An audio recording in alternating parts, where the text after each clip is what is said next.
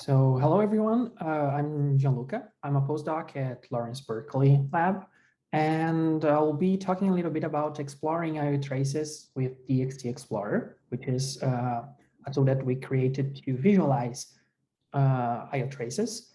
And this work is done in the context of the exascale computing project, and it's a collaboration between researchers from Berkeley, Oak Ridge, and Oregon.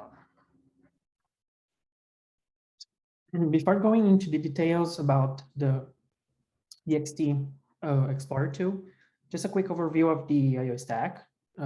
Here on the right side, we have a diagram with the parallel stereo applications on top, different high-level libraries that we can have, such as HTML5, NetCDF, ADIOS, the different interfaces, MPIO, POSIX, the forwarding layer that stands between compute nodes and the parallel file system, the different parallel file systems per se, and the storage devices that we have underneath them. And we can see that this stack is fairly complex because it has multiple layers, and we have an interplay of factors that can affect your performance.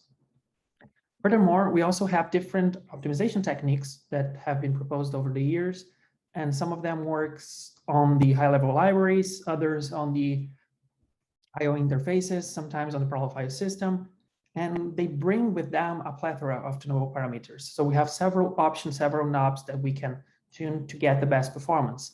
So using this entire infrastructure in an efficient manner, it's a very tricky problem. We do have tools that help us get some sort of overview of how the applications are actually behaving on different systems, considering all of this interaction between the different layers of the stack. One of them is Darshan, which is a popular tool to collect IO profile information. So Darshan, it's not quite a tracing tool.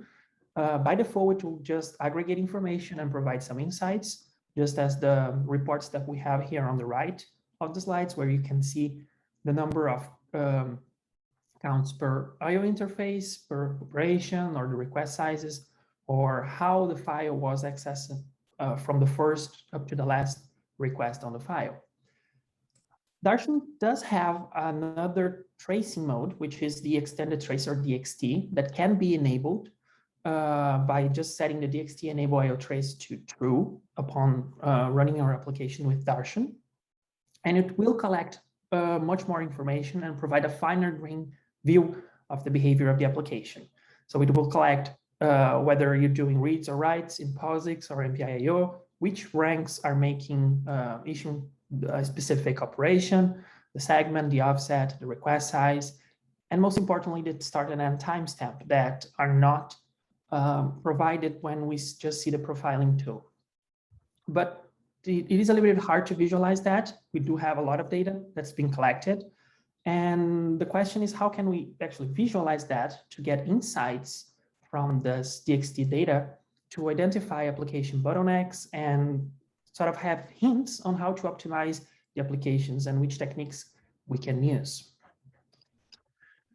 For that purpose, we've created the DXT Explorer tool. So it's a tool to actually help us visualize those traces. And we know that normally people just try to plot it using static plots, and static plots have limitations, especially when we talk about trace files, because they have lots of information, they are really large, and plots normally have a limited size. So they can hide some of the behaviors that we are trying to observe in the application.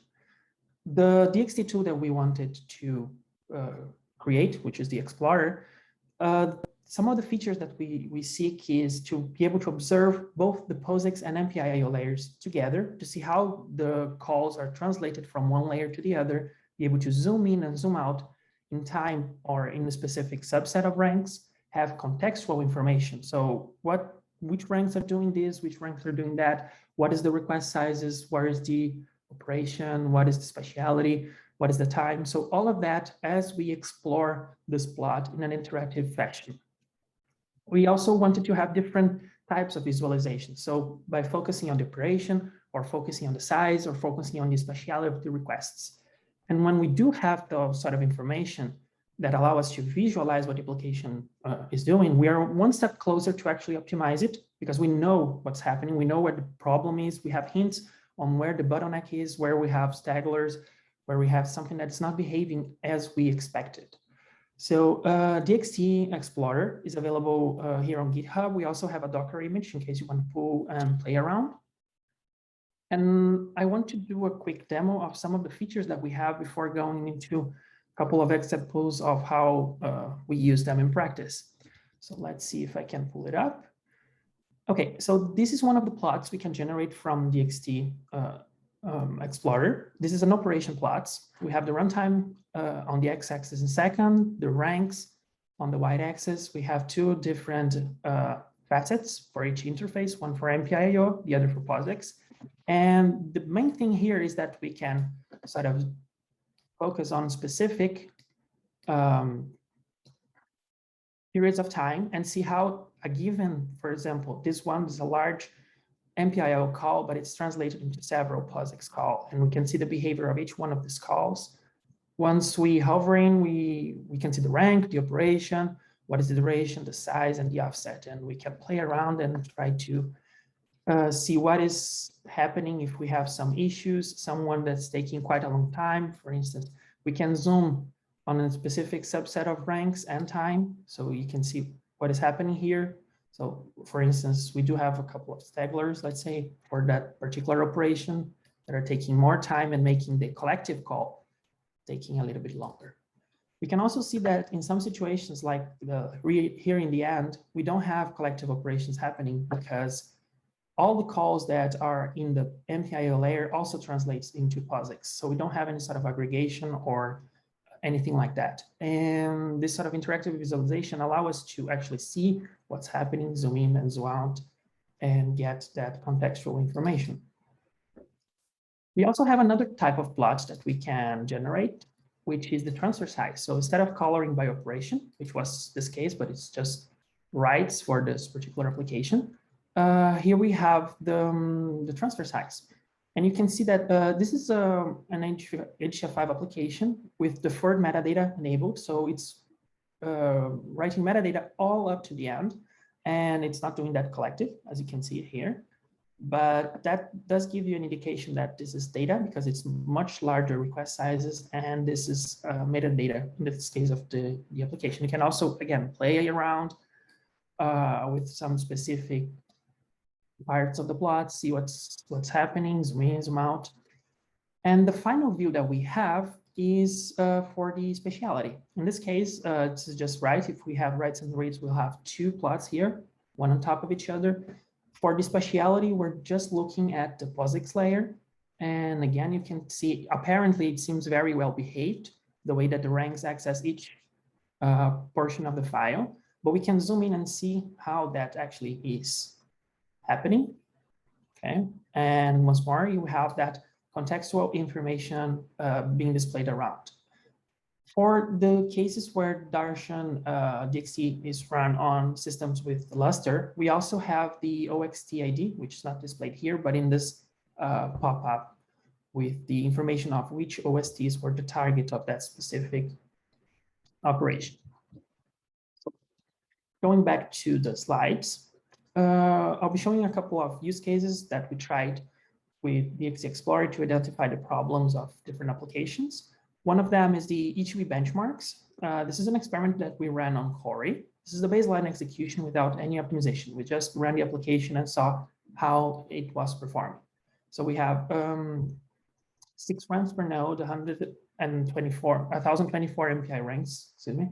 And what you can see here, and again, it's a static plot, but we used that interactive visualization to observe what was happening also here. But most importantly, we saw that the rank 0 was actually doing a lot of things, spending over 44% of the runtime of the application doing something.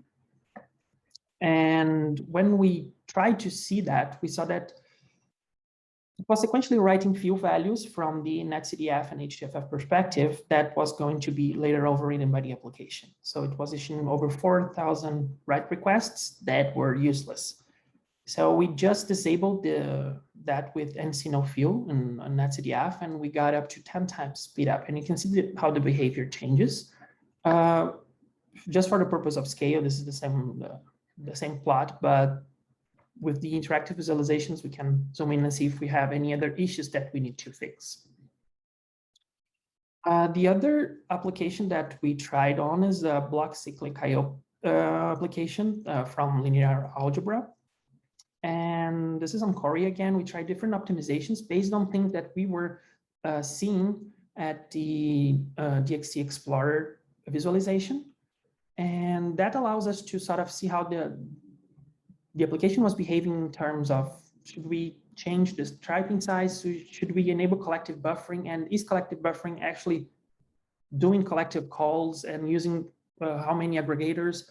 Or should we change that? Do we need to change the HDF5 alignment or set a particular stripe size? So this is just a summary. I won't go over all of the plots, but we can play around with them later on. You can see that from simple optimizations that we do have available, but sometimes are tricky to see how we can combine them because we don't see what the application is, how the application is behaving.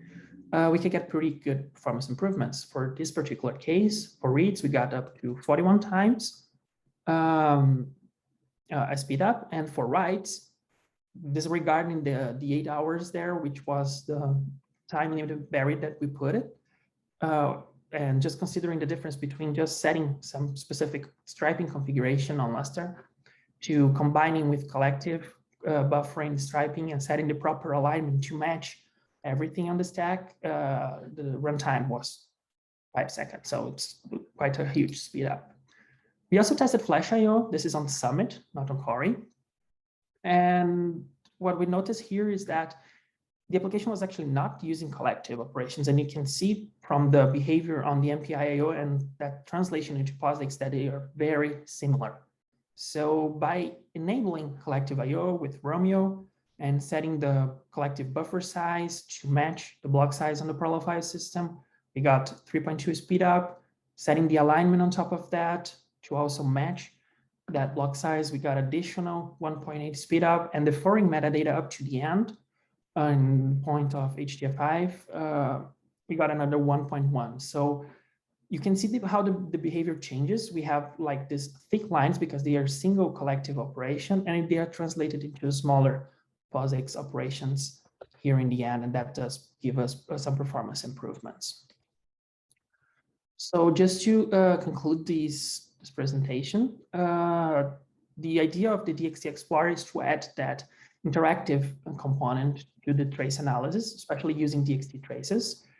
And it's just a moving a step closer towards the bottleneck detection, towards connecting the dots that we have, like sort of a gap between knowing what the application is doing and how to properly tune it. I do point out that we still need some research and development on how can we better report what the application is doing to end users so that they know like some sort of recommendations on what should I tune first, and do not just rely on the default parameters that we have on the stack, because from the variety of applications that we have on supercomputers today, we know that the defaults don't work as well as we expected for all of these different workloads. And how can we sort of automatically map the performance problems that we are observing from these Darshan traces into a subset of tunable options that can actually provide some performance benefits to the different applications. Once more, if you're interested, play around. This is the Docker image that you can use for the DXT Explorer, or access the source code in our GitHub page. If you have any suggestions or features that we want to see on DXT Explorer, or some use cases, or just want some help using the tool, please just shoot us an email and we'll be happy to help. And I think with that, I finished the presentation and I'm open for questions. Thank you. Thanks, Gianluca. All right, any questions for Gianluca? Yes. Darshan has like a HDF5 module that you can enable. Does DXT Explorer work with the data coming out of that HDF5 module? Not yet, because the DXT tracing tool from Darshan only provides information from MPI and POSIX. So even though you enable it for Darshan, we reported on those normal plots, initial plots that we saw when it generates the PDF for the profiling part, but not for the tracing part. So, I mean, if we do have that information, then of course we can add it on the DXT Explorer to integrate that visualization from the HDF5 perspective as well. Yeah, the HDF5 information is in the main Darshan logs, not in the Darshan extended traces. But there is some effort going on combining these two and add that into the Darshan DXT Explorer.